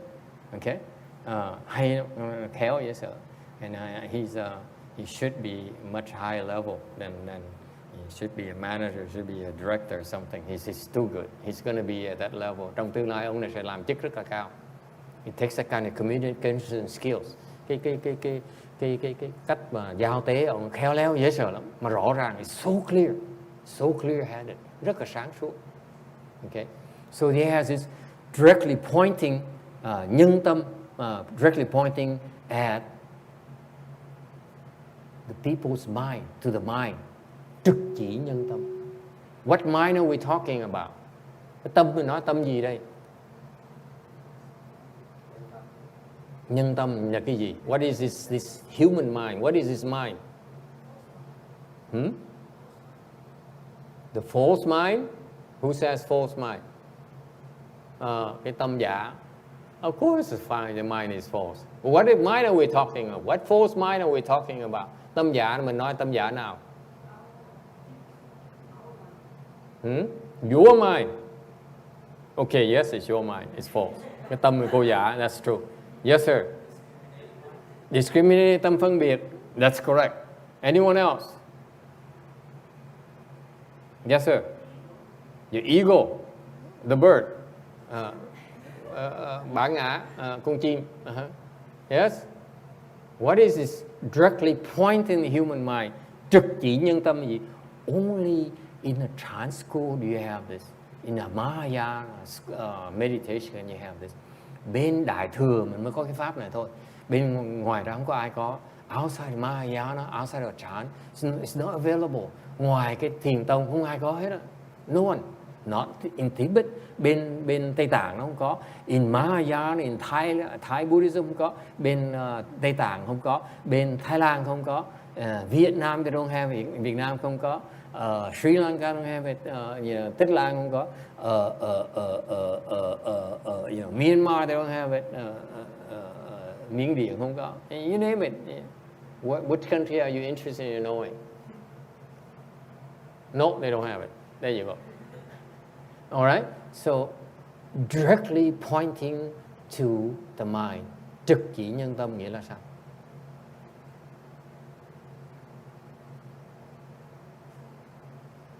So this guy here, you point directly to what? To directly pointing directly to, trực chỉ là chĩa mũi dùi tới, at the mind. What mind are we talking about? What mind are we talking about? Chiếu thẳng vào cái nhân tâm mình. You're directly pointing at someone's mind. What mind are we talking about? Tâm nào đây thưa quý vị? Why is it my master's disciples never ask these questions? Tại sao đệ tử Ngài Tịnh Hóa không bao giờ người hỏi những câu này? If the people ask these type of questions, would help you practice chant a lot, get a lot to very quickly. Cái gì mà hỏi những câu hỏi như vậy, tu thiền nó lẹ lắm. That's why I'm asking for you. Thành thầy mới giúp quý vị hỏi câu hỏi như vậy nữa. What mind are we talking about? Tâm nào thưa quý vị? What mind? Right? Your true mind. No, not the true mind. Chân tâm là không? No, not the true mind.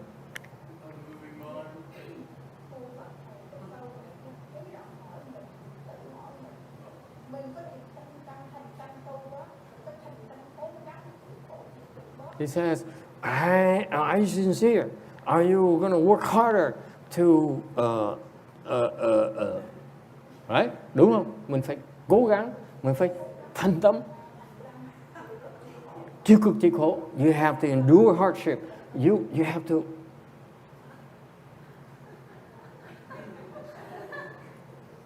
Mới được, phải không?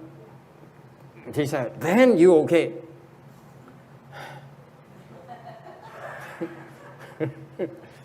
Very good, rất là đúng, rất là đúng, very very good. Help me out some more. I need some more. What mind are we talking about? Somebody said unmoving mind, cái tâm bất động của mình. No. Buddha mind, tâm của Phật. No. Anyone? Monkey mind. Yes. Tâm không hưu vượng của mình. She knows what she's talking about. She has a monkey mind. Tâm khỉ. What kind of monkey mind are we talking about? Monkey mind is very general. Cái tâm vượng này, tâm khỉ này, nó vẫn còn rộng quá. It's like pointing to the ocean, nó chỉ vào cái biển vậy đó. Okay? You see, you guys are scared of these people, but I'm not. Mấy người hỏi thông minh, nghĩ là hỏi mình rất thông minh, thiệt ra nó nói một cách mơ hồ vậy. So they're so vague. It's like pointing to the monkey mind. The monkey mind is huge as a forest. Tâm khỉ giống như nó rồng như cái rừng vậy đó. What mind are we talking about? Tâm nào đây? You come to the temple. Okay, tới cái chùa này. Okay? Has it ever happened to you? Có bao giờ xảy ra cho quý vị chưa? Hey, what happened to the girl sleeping? Con nhỏ nó ngủ ký đầu nha, thức dậy. Susan, 你的邻居的女人，ký đầu đó. What mind are we pointing at? Tâm nào đây thưa quý vị? You come to the temple. This temple we directly point to the mind. Cái chùa này chúng tôi trực chỉ nhân tâm. In the tradition of the Chan school, theo truyền thống của thiền tông, mình là dân thiền mà, mình trực chỉ. You practice chant, then you directly point to the mind. Cái pháp thì môn thiền là phải trực chỉ nhân tâm. So what happens? Yes. What?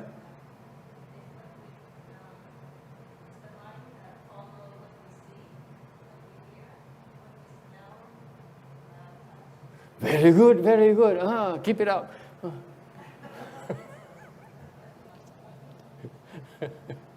Okay. Here's what happens. Okay. Only in Chinese school, cái thiền tông đó, where you hear people pointing directly at the mind. Mới nói là cái trực chỉ nhân tâm. They're pointing at the mind of jealousy. Cái tâm ganh tị. Yes? The mind of stinginess. Cái tâm bỏng sẻn. Yes? The mind of Linh. Tâm gì? Hả? Tâm ngoại mạn, ngạo mạn. The arrogant mind. What else? Tâm dâm dục. Okay? What else? Sexual desire.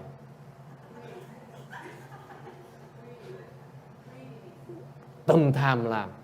Okay? Greedy mind. Okay? Sleepy mind.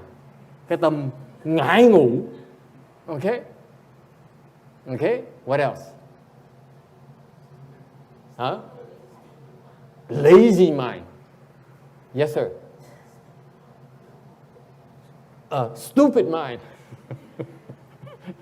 Yes. 什么心? 攀缘心. The mind that is manipulative. Okay? Cái tâm mà chuyên môn lợi dụng người ta. What else? Angry mind. Cái tâm giận hờn. What else, Susan? 什么心? Hả? Hả? Sở心. Serpent mind. Cái tâm rắn. Ôi giời ơi. Master Sensei, what mind? That mind. Yes, anyone else? Huh? Deceiving mind, tâm lừa dối. Yes. Your lying eyes, yes. What? Selfish mind. Tâm gì đó? Ích kỷ. Okay? Anyone else? Okay? So, how do we do it? How do you directly point to the mind that is selfish, that is angry, that is lazy, that is greedy, that is angry? Làm sao mà mình trực chỉ nhân tâm này quý vị? Petty mind, tâm nhỏ mọn. How do you directly point to that? How?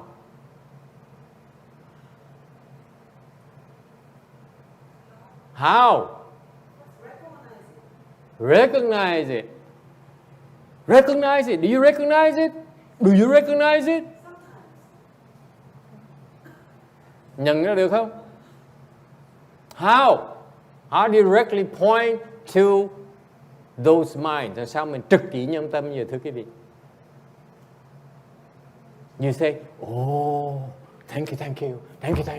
Oh, it's so nice to see you. We have a small project. Would you like to make a donation? Có phải quý vị nói, ngày nay quý vị tới chùa chúng tôi mừng quá. Quý hóa quá. Quý vị giáng lâm là chúng tôi quá mừng đi. Cái phước báo chúng tôi không thể mà tưởng tượng được. Thành mời quý vị đóng góp vào cái quỹ mà xây chùa chúng tôi. Yes? Is that how you point directly to the mind? You know, I have this small project here. Please contribute to it. Is that how you do it? Làm sao bây giờ? Yes. He says, you find good guys to the point. Yeah, I don't know what that is. Thì anh hiểu được cái đó làm sao? Yes, sir. How? Practicing giving. Tu bố thí. Practicing giving. Come on. Time meditation. Yes, sir. Yes, ma'am. Is your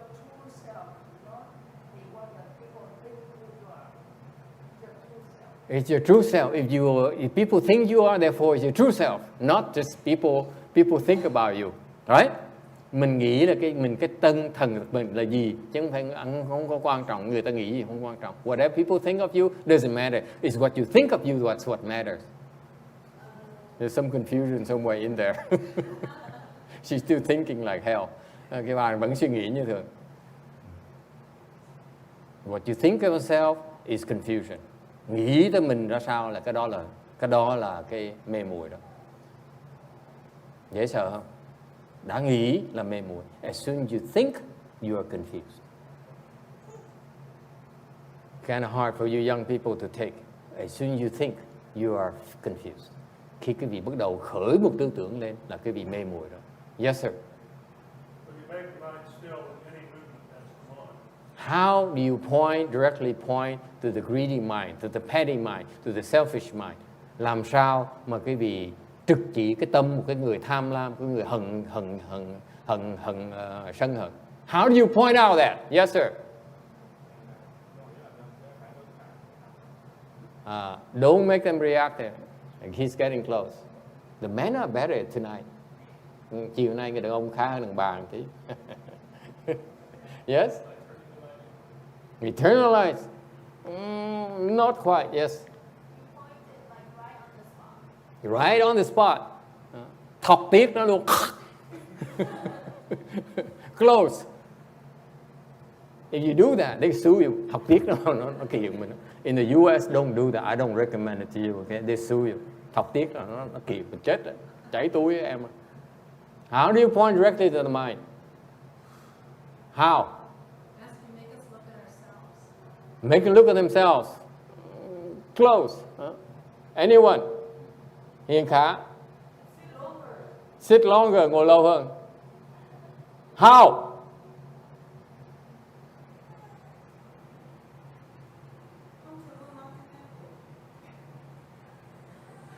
How do you directly point to the mind that is greedy, that is angry, that is stupid, that is selfish, that is petty, that is jealous, that is. How? Làm sao? Drop the mind. Stick at it. Yes? How? By? Yes, sir.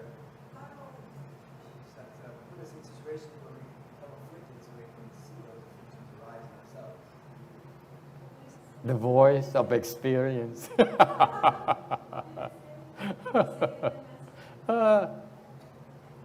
Trade secret. Did you hear it? Huh? Did you hear it? You didn't hear it. I don't know. We should tell you.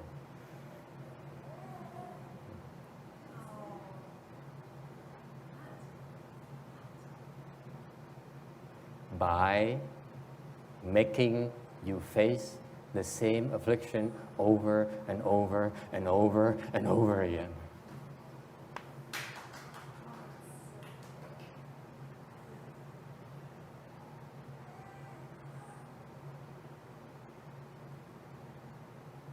Làm sao trực chỉ nhân tâm bằng cách là bắt quý vị nhìn đối diện cái phiền não mình đang có đó, cứ đối diện hoài, không chạy đâu được hết đó. You cannot run away from it.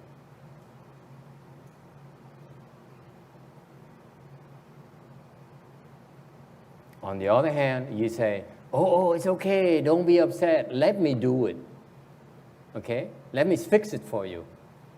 Then you're not directly pointing to the mind that is afflicted, that is angry, that is upset. You let them be upset. You let them go crazy. Thành cái thiền tông mình nó tàn nhẫn thế. This is that's why Chan school is so cruel. It's not for, I wouldn't recommend this for you folks at home, okay, on the internet. Okay, it takes a certain level of cruelty where you actually force them to face what really drives them crazy. day after day after day. Trực kỷ nhân tâm, thiền tông rất giản dị, là khi thấy nó phiền não, nó cứ để cho nó phiền não cho tới khi nó chết luôn. And why? Tại sao như vậy?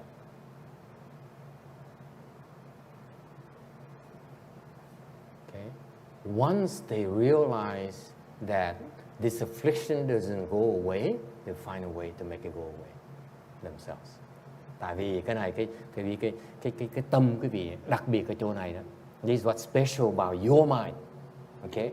Is that once you have no choice and you must fix this problem, you fix it. You find a way to fix it. Cái tâm quý vị đặc biệt chỗ này. This is only the patriarchs know this. Quý vị tổ sư mới thấy được cái này thôi. Phật mới thấy được cái này thôi. Cái người thường không thấy được.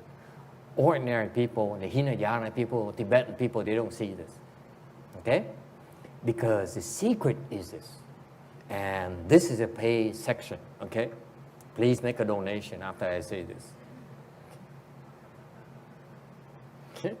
The special thing about your mind is that when you're forced to face your own affliction and it will not go away, you will find a way to fix your affliction.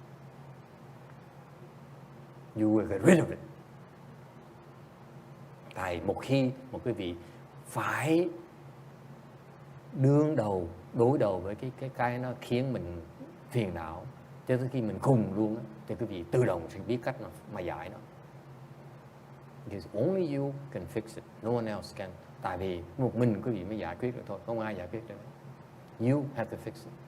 Quý vị mới giải quyết, không ai làm được. No one can substitute for you. Không ai thế quý vị được hết.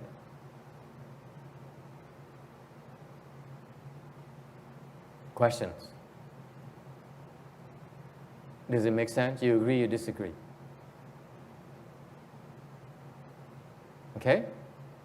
Remember, you know, that when your son cannot ride on that bike, quý vị nhớ lúc mà thằng con trai mình nó đạp xe đạp nó cứ té hoài, you know, he keeps on falling. You say, do I ride it for you? You put on 2 more wheels? Hả? Khi mà thằng con trai mình đạp xe đạp nó té đó, quý vị gắn thêm 2 cái bánh xe nữa. No, I will let him keep fall. Mình cứ để cho nó trượt chân, trượt tay, gãy tay, gãy xương, gãy vai. Let him break his arm, break his legs. And he'll figure it out in no time. Tự động nó sẽ chạy được ngay à. It's a lot sooner if you let him hurt himself. Tự động nó chạy được ngay à. Okay, and it helps. It helps in our temple. It helps in our temple. We even have a whip. Ở chùa chúng tôi còn dùng cái roi nữa. You stop, I whip you. Ngừng lại là quất á. You got it? Only in Mahayana. Đại thừa mới có pháp luôn. I've never seen anywhere else. Không có chỗ nào có như vậy. Never.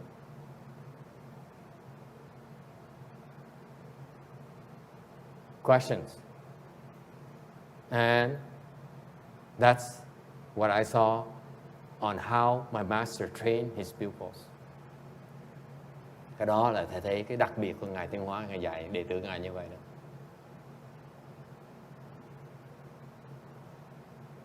All right?